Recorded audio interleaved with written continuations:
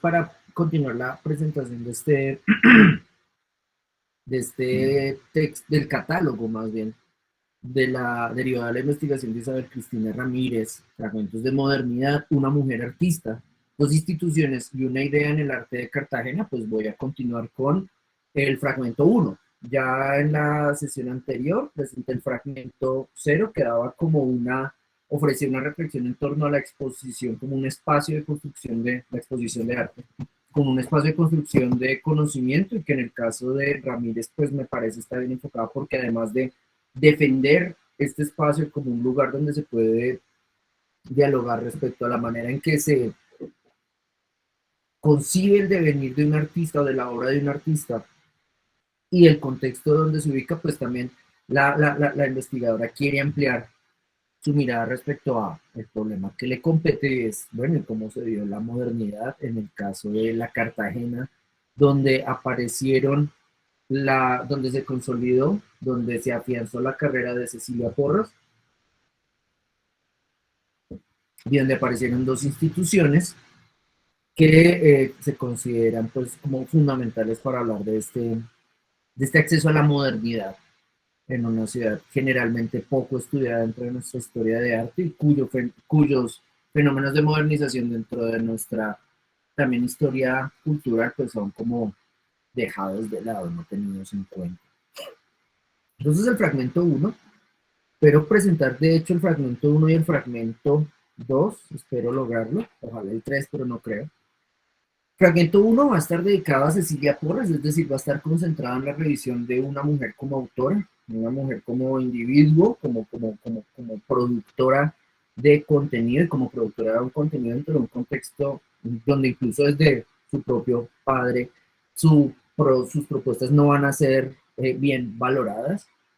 Cecilia Porras aquí podría ser vista por ustedes como la mujer moderna que estudió para producir imagen en términos modernos, es decir, producir obra no para homenajear o dar cuenta de un encargo institucional, o homenajear al poder o dar cuenta de un encargo institucional, sino una mujer que también decidió hacer, fruto de su formación como moderna, decidió hacer arte como le diera la gana, cuando le diera la gana, donde le diera la gana.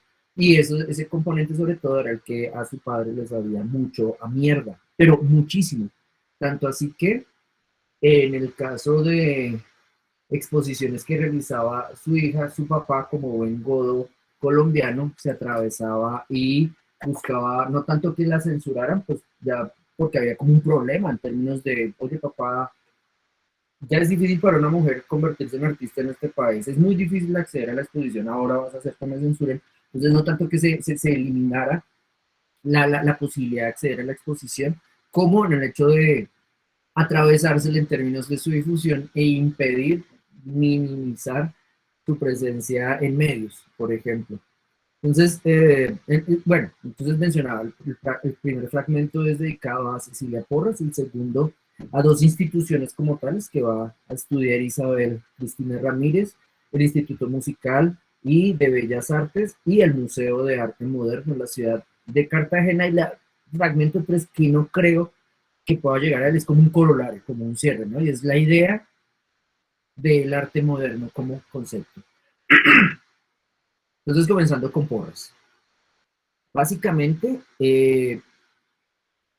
para Ramírez es importante, y esa pregunta yo creo que se la pueden hacer sobre todo las damas que están en este curso, es importante preguntarse por el lugar que ocupa la cualificación, la educación de la mujer en términos de producción de imagen respecto a la sociedad donde se mueve. ¿Para qué la mujer estudia pintura, acuarela, incluso escultura?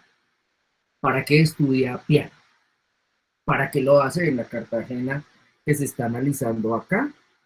Una Cartagena que está en la mitad del siglo XX.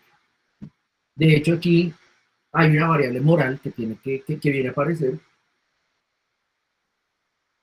y es respecto a la manera en que se entiende cómo la mujer debe usar su tiempo libre. Y en ese sentido, lo que debe hacer la mujer en términos de producción de imagen en este contexto es uno, sí, tener un hobby. De hecho, para una mujer, y aquí deberíamos pensar en mujeres de qué clase social. Una mujer sin educación que hiciera parte, por ejemplo, de nuestras familias, no sé, nuestra abuela, no podría tener un hobby porque seguramente no estaría alfabetizada y seguramente dedicaría todo su tiempo al soporte, a hacer el soporte familiar. No tenía hobby, todo el tiempo estaba trabajando. En el caso de estas mujeres como Cecilia Porras, ricas, y en el caso de Cecilia Porras, hija de intelectual cartagenero, de hecho historiador, era importante, era valioso y era muy bien visto que tuvieran una distracción a nivel de hobby, que esta distracción derivara en productos para decorar el hogar o que sirvieran para su exhibición. Imaginen ustedes a su abuela, o no, voy a hablar a título personal para que después no se generen malentendidos. Voy a imaginar a mi abuela, analfabeta, pensando en tomar clases de piano para gastar el tiempo que le queda libre después de criar una familia de 14 hijos, mi abuela materna. Y voy a imaginarla pensando que tiene tiempo para estudiar piano y no es más, pensando dónde tiene un puto piano para acceder a este proceso de aprendizaje. Y en el caso de ella va a ser no, no y no. Todo el tiempo creando, no tiene posibilidad de acceder a un piano y jamás se le va a pasar en su vida despierta, por lo menos lo podrá soñar, pero en su vida despierta jamás se le va a pasar la idea de gastar tiempo para decorar, adornar eventos de encuentro familiar, no sé, como mi abuela tocando el piano Tutaina Tuturma porque lo aprendió donde, no sé, el estudio de piano en el barrio donde se crió, no, al carajo. En el caso de mujeres de clase media y clase alta, como Cecilia Porras, sí existía esta obligación, pero su obligación no llevaba hasta el punto de la profesionalización. Sin embargo, lo que encuentra Isabel Cristina Ramírez es que poco a poco, sí, mujeres que se estaban formando, mujeres de clases medias y altas que se estaban formando, sí veían que era importante, incluso políticamente fundamental, tener una formación profesional para poder no solamente exhibirse como buenas esposas que, no sé, sabían bordar o tocaban el piano o cantaban, sino como personas que de hecho intervenían a partir no solamente de ese accionar en encuentros sociales, sino que eran capaces de intervenir en otros espacios como discusiones, debates más dados hacia lo intelectual. No solamente hablar sobre las melodías que aprendían a tocar en sus pianos, sino también hablar sobre el devenir de la administración, no sé, de su ciudad.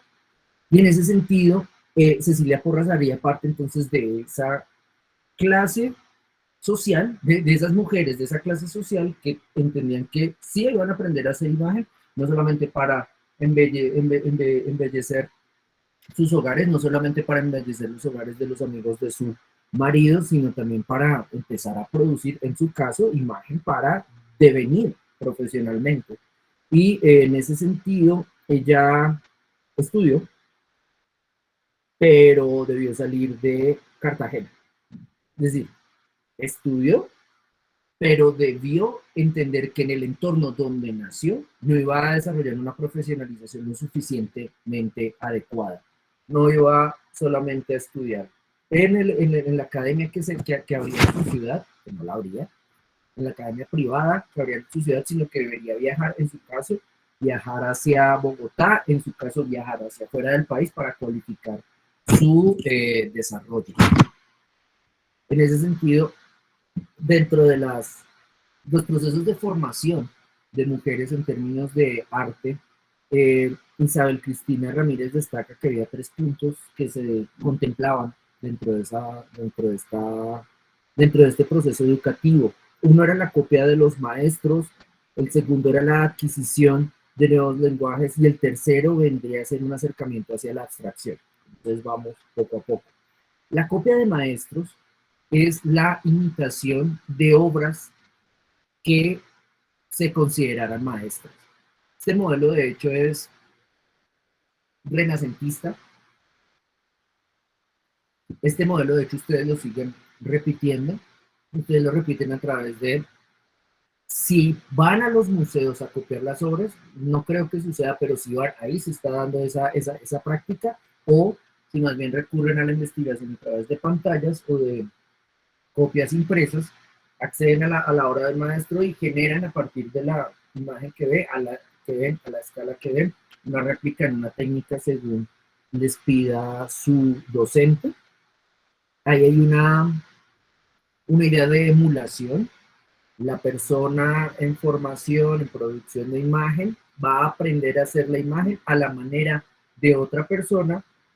Se espera que esa persona que copie sea una persona altamente valorada dentro de la tradición artística, y quien le somete a ese ejercicio, el docente que les invita a realizar esa labor, es un docente que considera que ustedes se formarán, se cualificarán, se educarán mejor dependiendo de la altura de la persona a la que imiten. Esta práctica, de hecho, cuando hablemos de arte contemporáneo, o si ustedes quieren ya pasar a la crisis que para cierta historia de arte implicó la llegada de personas como Marcel Duchamp, André Breton, incluso Pablo Picasso, esta práctica va a ser puesta en choque y va a ser complejizada. Vemos que en el caso de Pablo Picasso, sí, Picasso, y su relación con un maestro como Velázquez, esa relación va a ser altamente fructífera. Picasso va a volver una y otra vez a las meninas y va a volver una y otra vez a los fusilamientos del 6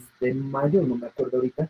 Va a volver una y otra vez a la hora, no, perdón, los fusilamientos son de Goya. Va a volver entonces a maestros del pasado para extraer de la tradición elementos que puedan alimentar su práctica. En ese sentido, estudiar las obras de los maestros va a cualificar el desarrollo de mi trabajo. Cecilia Porras realizó esa labor en su proceso de formación. Cecilia Porras, como era de clase media alta cartagenera, pues no solamente haría esto utilizando las imágenes que habría en las casas, las obras que habría en casas de amigos de su familia, sino que también tenía la posibilidad de viajar al exterior para ver de primera mano en museos de Europa, sobre todo las obras a las cuales querría imitar. En el caso de ustedes, difícilmente el viaje a Europa va a estar en la perspectiva, o me incluyo ahí, en el caso de nosotras, la posibilidad de viajar a Europa para ver obras originales, ver obras maestras y copiarlas sale de nuestra, en términos económicos se sale de nuestro radar, pero sí establecemos, lo que les digo a ustedes, establecemos esa relación, o ustedes la establecen a través de pantallas o acceso por material impreso. La segunda etapa que se va a destacar en este proceso de formación va a ser la adquisición de nuevos lenguajes. El hecho de que la persona en formación, ustedes están ahorita en fases iniciales, pero a medida que vayan envejeciendo en la carrera, van a sofisticar esas aspiraciones que tienen, es decir, el gusto que tengan por una técnica o por un artista o por un modo de hacer, ahí van a evolucionar en el consumo de imágenes y en la interpretación que hagan de estas. En el caso de Cecilia Porras, esa adquisición de nuevos lenguajes ya implicaba de una manera más racional, más pragmática, mejor calculada el salir de la ciudad. No era simplemente salir de Cartagena para irse a París para visitar una colección pública donde había obras maestras y ya, sino planear de manera deliberada a qué tipo de ciudad iba a hacer su visita para ver qué tipo de obra de arte le interesaba imitar y proceder a la imitación, no simplemente ir al museo que habría disponible porque era el que estaba en el itinerario del paseo internacional, sino planear el paseo en términos del itinerario cultural que habría de resolver. Lo que va sucediendo acá entonces con su formación es que la artista rompe con la idea de Mimes. En ese sentido, ustedes tienen que manejar este concepto, o les pido, por favor, que manejen este concepto respecto a, pues, insisto, lo estoy vulgarizando bastante, pero me parece que la generalización serviría como para que pudiéramos avanzar. Simplemente dejen por ahora, pues, insisto, porque un filósofo me capa que me escucha diciendo esto, pero Tomen mimesis como imitación. Entonces, a medida que Cecilia Porras fue evolucionando en su proceso educativo como artista, la idea de mimesis va siendo abandonada progresivamente. Piensen en el caso de ustedes. Cuando ustedes empezaron no, antes de formarse en la academia, en el caso de ustedes, la aspiración máxima sería imitar la realidad, generar un proceso de mímesis en las imágenes que hicieran lo más cercano a la realidad que se ve. De hecho, en sus contextos preacadémicos, preuniversitarios, ustedes serían el o la artista de la familia porque hace cosas tal como las vemos en la realidad, dirían sus familiares. Entonces, son buenos artistas porque imitan bien. En el caso de Cecilia Porras, efectivamente este proceso se dio de manera inicial, pero a medida que iba envejeciendo e iba adquiriendo información respecto a la aparición de otros modos de ver, se va dando cuenta que no necesariamente sería deseable llegar a la mímesis correcta para definirse, determinarse como autora, como artista, y de hecho podría, y lo hizo, poner en duda la manera en que la mímesis podría garantizarla a ella como persona identificable de modo subjetivo, como una autora con un estilo propio, personal, particular, o incluso, comillas, original. En esta segunda acepción, del hecho de abandonar la mimesis, abandonar la imitación para producir lo que podría llamarse un lenguaje propio, ahí Cecilia Porras ya estaría erigiéndose como una artista moderna en propiedad.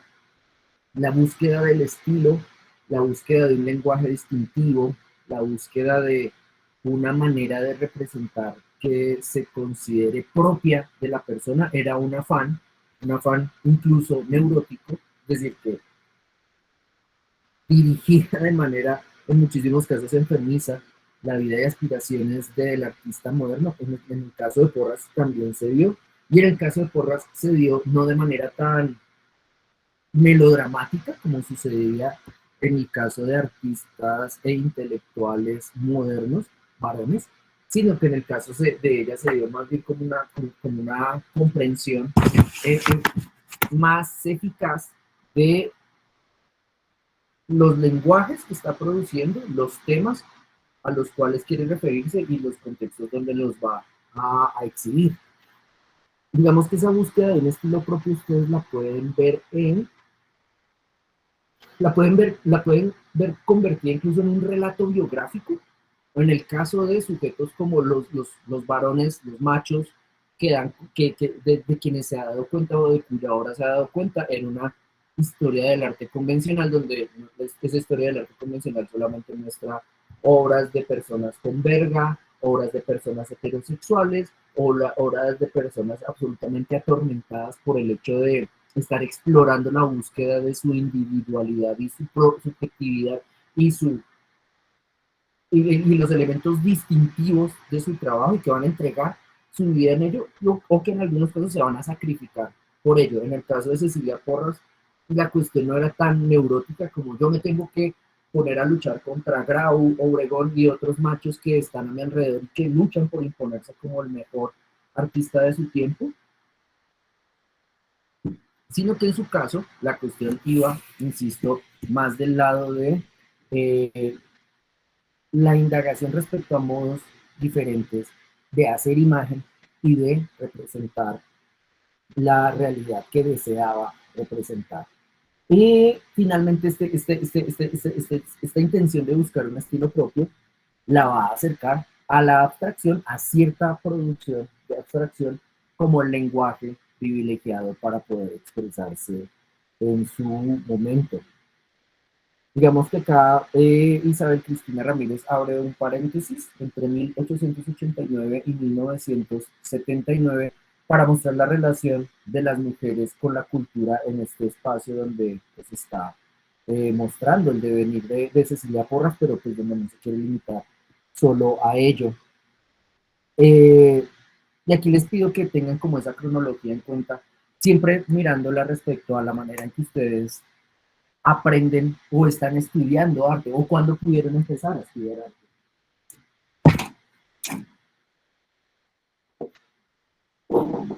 Por ejemplo, en 1889, dice Ramírez, apareció una escuela de dibujo, pintura y ornamentación. Y en esa escuela, las mujeres tomaban clases de dibujo, solamente dibujo, y siempre bajo vigilancia. ¿Qué tipo de vigilancia? Una vigilancia sobre todo a nivel moral.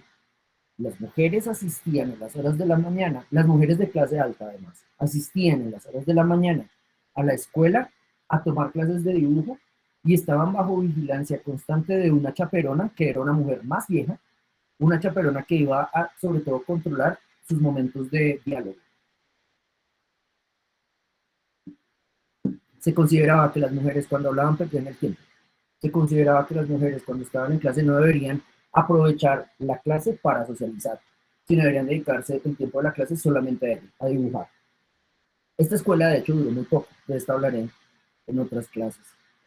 En 1940 aparece la primera feria de arte de Cartagena, no como una feria estilo la feria de arte de Bogotá, la que opera actualmente, que es como poner escaparates para que galeristas vendan arte malo, ¿sí? Sino más como un espacio de exhibición donde se vea lo mejor de la producción de arte en su momento. Entonces, bajo esta perspectiva de mostrar lo mejor del arte de su momento, la primera Feria de Arte de Cartagena permitió la participación de 12 mujeres artistas y de hecho lo destaca Isabel Cristina Ramírez entre 1940 y 1941. Judith Portocalvo, Portocalvo, se erigió como una crítica de arte y periodista de un programa radial dedicado a arte. Si ustedes establecieran la comparación con nuestra época, les sugiero, porfa, busquen donde hay mujeres que hablen sobre arte, hagan crítica de arte y lo hagan, lo hagan de manera periódica en un medio, bien sea la prensa impresa, la televisión o la radio. Seguramente no van a encontrar ni siquiera el medio, ni siquiera van a encontrar la revista dedicada a ese tema, y mucho menos una mujer dedicada a ello. Ahí habrá un punto, habrá que generar un paréntesis, un asterisco, perdón, para aclarar que en el caso de la modernidad nuestra, de la modernidad en términos de historia de arte moderno colombiano, sí fue una mujer, Marta Traba, de origen argentino, con estudios básicos básicos no, con estudios de pregrado en literatura, quien configuró una idea de modernidad y para muchos impuso la modernidad dentro de la cual una persona como Cecilia Porra, por ejemplo, vino a aparecer. Entonces ahí como para manejar como elementos diferenciales. En 1944, continúa Isabel Cristina Ramírez, se crea la Junta Cívica Femenina.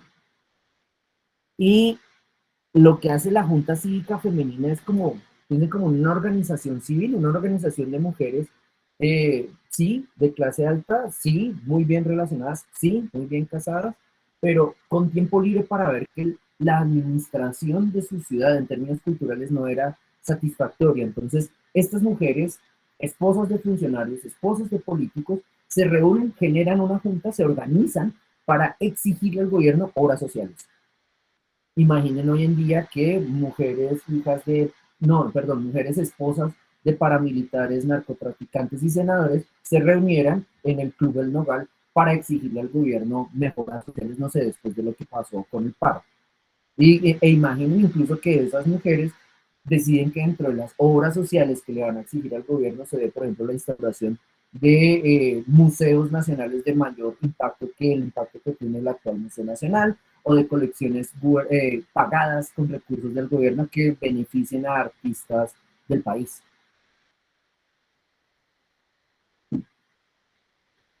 Ahora bien, en 1951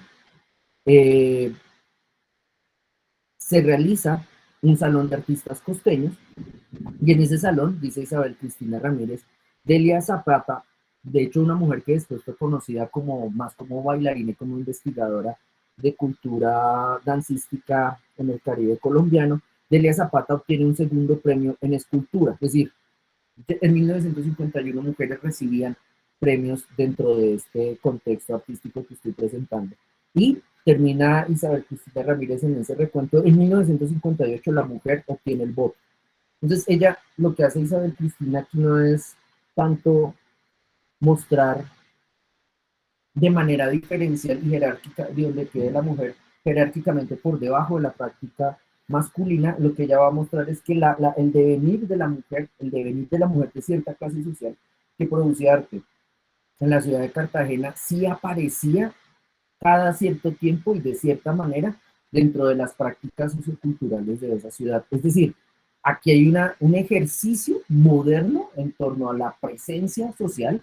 Mujeres se organizan para exigirle al gobierno que invierta en obras sociales, mujeres participan en exposiciones dedicadas a presentación global de arte, mujeres obtienen premios en salones de arte, no simplemente el hecho de que las mujeres estaban por fuera, que es como una lectura de historia, de historia del arte que tiende a predominar el hecho de que las mujeres simplemente no hacían parte de esta historia del arte, sino lo que dice Isabel Cristina Ramírez es que sí, no todas estaban dentro de esta historia del arte, pero dentro de esta historia del arte que ella está construyendo, algunas mujeres llegaban y llegaban a realizar tareas que valdría la pena con, complejizar o investigar mejor respecto a qué otro tipo de cosas, de actividades cumplen las mujeres en el campo artístico o incluso qué otro tipo de actividades en términos culturales cumplían las mujeres en un contexto como este, es decir, respecto a la música, respecto a la administración de política cultural o presupuestos del Estado dirigidos hacia la cultura. Digamos que ahí voy a saltar entonces al fragmento 2, que habla de dos instituciones, el Instituto Musical de Bellas Artes y el Museo de Arte Moderno, donde ya un elemento que habíamos mostrado en la clase anterior, donde hablaba también de esta investigación de Ramírez, donde la organización para fundar estas instituciones se determinaba, se reconocía, se validaba como un ejercicio civilizatorio.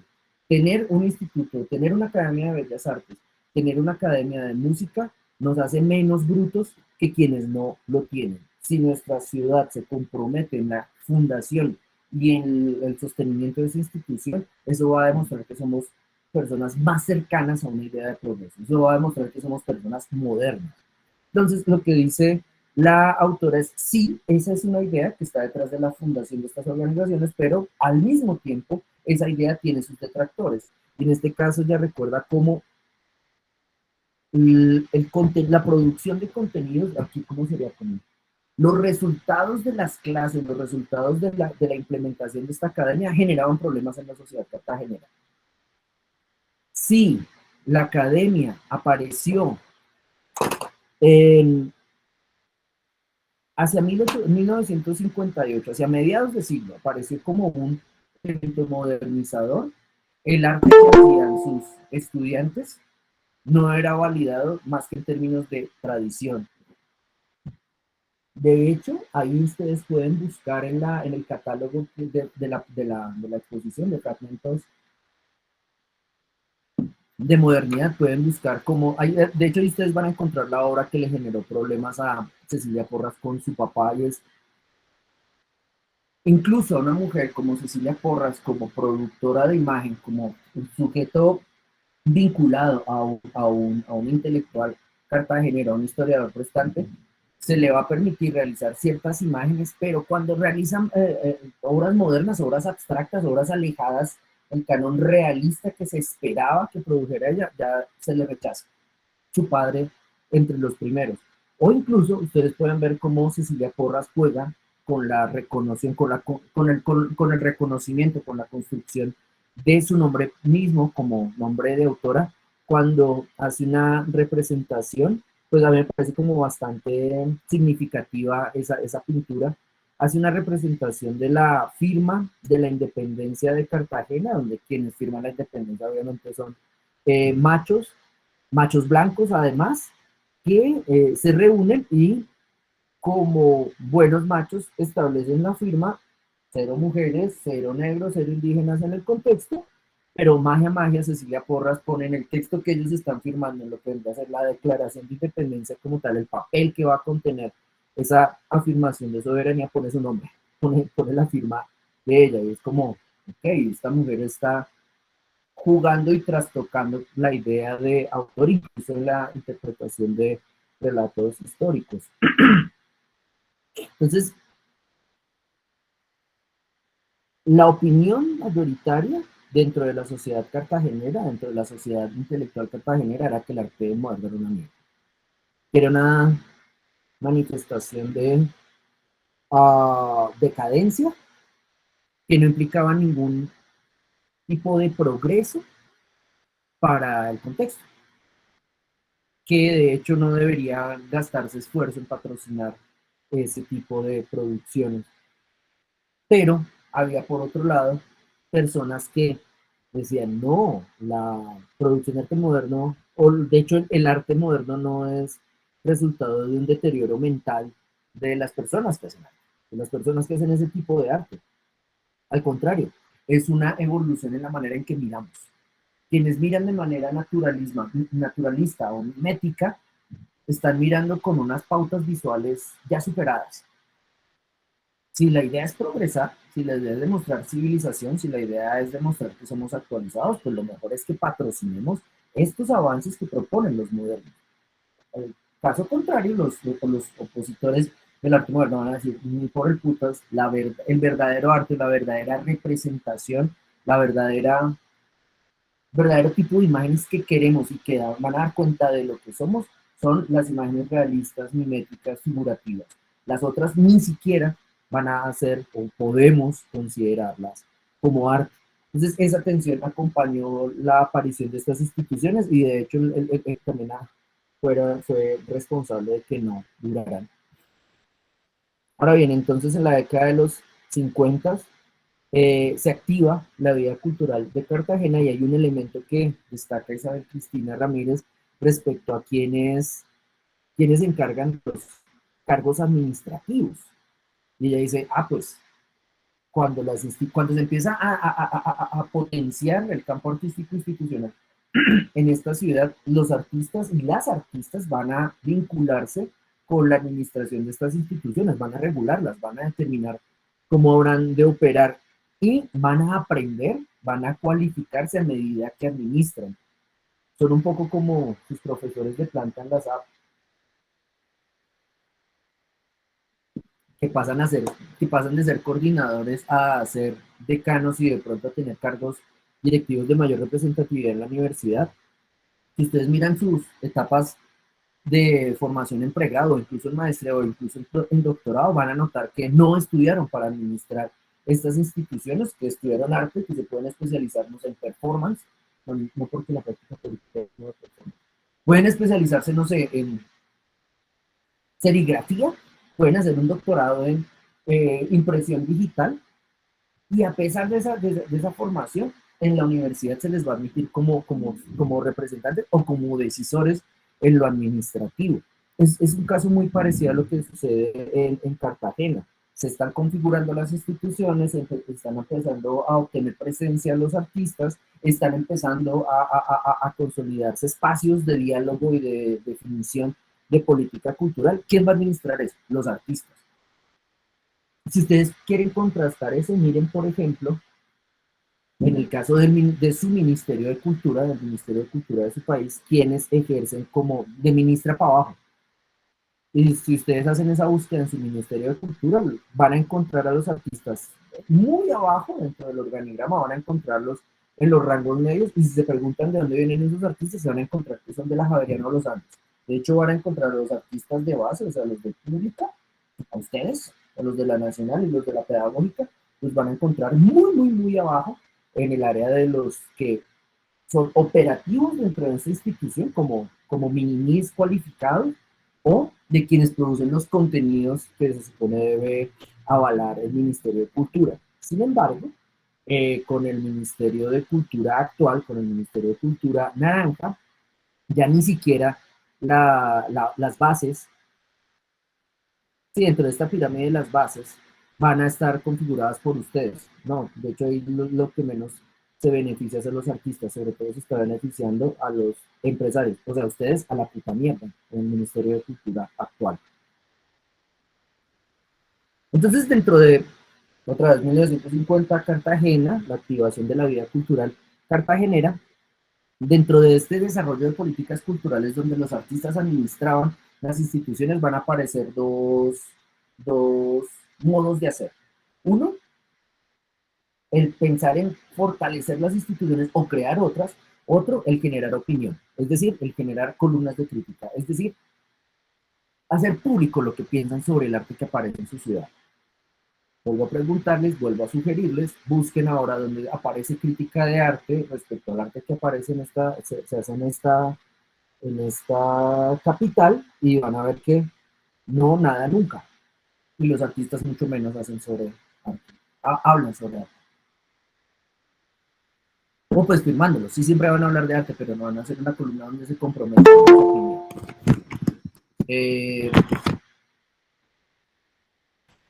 Ahora bien, respecto a la Escuela de Artes, ya te había hablado de la Academia de Bellas Artes que funcionó entre 1891 y 1893. Lo que va a decir Isabel Cristina Ramírez, perdón, es que en 1958 va a aparecer este Instituto Musical y de Bellas Artes como un lugar de formación, de exposición y de adquisición de obras. Va a ser un espacio de formación, de exposición y de coleccionismo institucional. Va a ser un lugar donde se formen las nuevas generaciones de artistas, donde estos artistas vayan a exponer y va a ser la institución que acopie lo que los artistas expongan. Generen esa comparación respecto a ustedes. Ustedes se están formando en la SAP, perfecto. ¿Ustedes dónde van a exponer? ¿En la SAP? Generalmente no. De hecho, ustedes, y eso es como una tendencia sociológica de las aveñas, de hecho, ustedes van a aborrecer la sala de exposiciones ASAP y jamás van a ir, a no ser que expongan o sus amigos o ustedes. Caso muy extraño. Y si ustedes se preguntan dónde van a terminar las obras que ustedes realizan, me atrevería a decir en el 99.9% de su producción, esta no va a terminar dentro de la SAP. La SAP no va a coleccionar el arte que ustedes hagan. De hecho, no tiene donde y no hay plata. Pero si generasen, por ejemplo, premios de adquisición como concurso de salón asabeño de arte digital, si se realizara esa exposición, difícilmente habría dónde almacenar en términos institucionales decentes, donde almacenar con una cualificación de sus obras, no que las almacenen para que se pudran o se llenen de hongos, sino para que queden bien cuidadas con un acervo que sea administrado responsablemente. Ni siquiera esto va a suceder. Si ustedes cuando vuelvan a la SAP tienen la oportunidad o quieren mirar cómo están decoradas las paredes de las oficinas de administrativas de la academia, van a ver que sobre todo hay obras de los profesores. Y sobre todo van a ver obras de profesores que ya no están. Sobre todo van a haber obras de profesores que produjeron arte en su momento, pero más o menos hasta 2010, y de ahí en adelante esa práctica no se ha consolidado. Si ustedes miran en las apps donde está el arte de los estudiantes, van a ver que este va a estar por un lado en las producciones que ustedes hagan para clase, en las entregas y de pronto en espacios de socialización que ustedes deciden ocupar, no sé, lugares donde se reúnen a fumar, a hablar mierda, a hacer ejercicio, a comer, lugares donde ustedes intercambian saberes que consideran, se consideró o ustedes van a considerar pertinentes en algún momento para ser intervenidos. Sin embargo, estas intervenciones que estudiantes hacen dentro de la SAP no son consideradas patrimonio de la SAP. Si ustedes hacen un mural y se considera que es necesario borrarlo porque es necesario repintar esa pared, la institución lo repinta y no les pide permiso y vale culo la memoria, por ejemplo, de la producción de esa imagen. Es decir, en contraste con este Instituto de Bellas Artes en Cartagena, miren la manera en que opera en términos de política del arte, en política institucional sobre lo que hace su población. En el caso, repito, del Instituto de Bellas Artes de Cartagena, sí se apostaba por la formación de artistas, sí se apostaba por la exposición de lo que hacían esos artistas y se apostaba por la adquisición, por el coleccionismo de las obras que hacían esos artistas. En el caso de ustedes en la SAP, ustedes sí se van a formar en la SAP, sí van a obtener su diploma y de hecho ustedes van a desertar poco, ustedes no abandonan la carrera como sucede, no sé, en mi generación, son más inteligentes en el uso de su tiempo dentro de la carrera, pero ustedes no van a optar por la exposición en la SAP. Muy pocas personas van a exponer dentro de la SAP. De hecho, van a considerar que exponer en la SAP es una mierda. ¿Por qué? Y aquí la misma ubicación de la academia puede dar la respuesta. ¿Por qué? Porque nadie va a la SAP, aparte de los que estudian en la SAP. Estoy ubicada en una zona que es peligrosísima en términos de administración de seguridad en la ciudad y está en una zona que es supremamente congestionada para llegar, si no es en transporte público. Entonces, si ustedes van a hacer una exposición en la SAP y lo van a inaugurar el jueves a las 8 de la noche, como se suele inaugurar en otros espacios, nadie va a ver a su puta exposición. Ustedes van a preferir inaugurar en cagaderos peores, como, no sé, cualquier roto en San Felipe. Y, por último, en la SAP, ya de parte de la institución hacia ustedes, no hay una decisión deliberada de coleccionar el arte que ustedes realizan. No sé, estaba pensando, por ejemplo, como cuando uno dirige tesis que son laureadas, como, ok, o meritorias. Entonces, ok, la tesis de de esta estudiante fue laureada meritoria porque la universidad no la quiere, no paga para que ingrese a su acervo. Y la respuesta es no, porque no hay plata; dos, porque no hay dónde guardarla. Ahí hay como un diferencial entonces en términos de política hacia el arte. 1959, entonces va a destacarlo Isabel Cristina Ramírez. En 1959 se organiza la Exposición Interamericana de Pintura Contemporánea. Y aquí es muy importante, sobre todo el Interamericana, ese apellido que tiene esta exposición, porque va a mostrar un afán de internacionalización. Pero es un afán de internacionalización que se va a escribir en inglés. Es decir, es una exposición interamericana donde el europeo ya no va a aparecer. De hecho, la relación con Europa en este tipo de instituciones va a ser puesta en segundo plano. Aquí ya va a haber una predominancia en términos como de construcción de historia del arte. Ya no va a ser París la ciudad que determine lo mejor o el futuro o el camino de la producción de arte contemporáneo, sino sobre todo va a ser Nueva York. Es decir, Estados Unidos se va a reemplazar a Europa por los Estados Unidos como un lugar hacia el cual va a mirar el artista moderno. Y en ese sentido, esta exposición de 1959, insisto, interamericana de pintura contemporánea, va a apuntar a internacionalizar, a mostrar lo mejor de los artistas modernos que están en Cartagena, intentar mostrarlo afuera y por supuesto ponerlo en relación con artistas que provienen del exterior. Esta exposición se va a dar en el marco del Festival de Música de Cartagena. Es como si en el Festival Iberoamericano de Teatro que se va a realizar el próximo año, el Estado pagara para que se hiciera una exposición internacional de cultura contemporánea bogotana, y el evento principal va a ser el Festival Iberoamericano de Teatro, y dentro de él se embute la exposición de pintura para garantizarle público y visibilidad al evento. Aquí no va a suceder nada de eso, aquí todo es arma. De hecho, aquí estamos peor.